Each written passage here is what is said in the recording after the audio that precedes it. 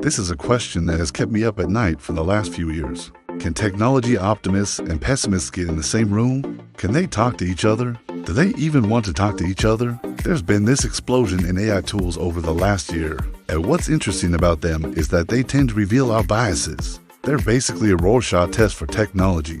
Some people see these tools as incredibly optimistic, almost utopian. They say things like AI will augment our intelligence, help us live longer, and make our lives easier. Other people are incredibly pessimistic. They say things like AI is dangerous. It will wipe out all of our jobs, and we have no idea how to control it. Both sides feel very strongly about their position, and it feels like there's an increasing divide between optimists and pessimists. It is like we can't even talk about this stuff anymore without getting really angry at each other. A lot of the anger comes from a difference in values. Optimists tend to value progress, innovation, and efficiency. Pessimists tend to value stability, tradition, and authenticity. These are not bad values. We just have different ones. But this difference in values makes it hard to have a conversation because we rate constantly, judging each other. If you're a pessimist and someone says that AI will make our lives easier, you might think that they're naive and overly idealistic. If you're an optimist and someone says that AI is dangerous, you might think that they're a Luddite and don't understand the benefits of new technology. When I talk to people who are worried about AI, I try to understand where they're coming from. What I've realized is that they are worried about the same things that they've always worried about. Things like job loss, economic inequality, and the concentration of power. They're not worried about AI specifically. They're worried about what humans will do with AI. In the past, new technologies have often exacerbated existing problems. For example, the internet has made some people much richer while doing little to alleviate poverty. It's also made it easier for bad actors to spread propaganda and misinformation. So it's natural to worry that AI will do the same thing. The pessimists aren't stupid.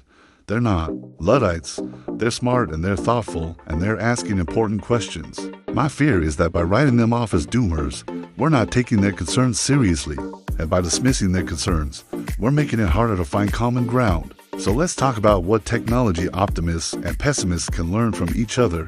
First, let's talk about what technology optimists can learn from technology pessimists. Technology optimists are often excited by the potential of new technologies to improve our lives, but they're often not very good at anticipating the negative consequences of new technologies. They tend to be very focused on the upside and don't spend enough time thinking about the downside.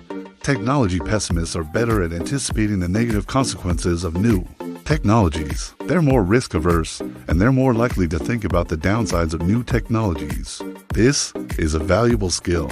We need more people who are willing to think about the negative consequences of new technologies so that we can make sure that we're mitigating those risks.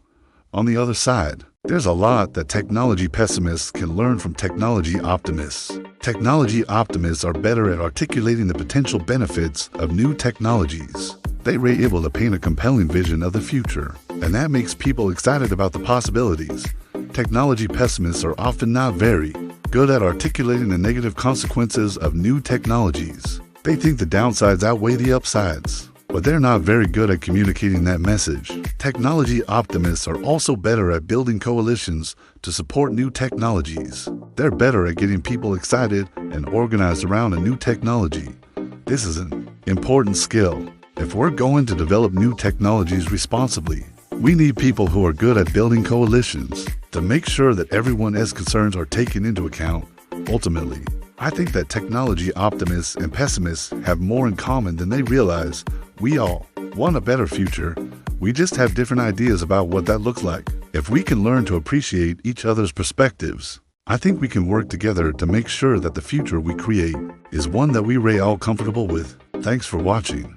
If you like this video, please subscribe and check out my newsletter. I write a weekly newsletter about technology, business, and society. Thanks again for watching, and I'll see you next time.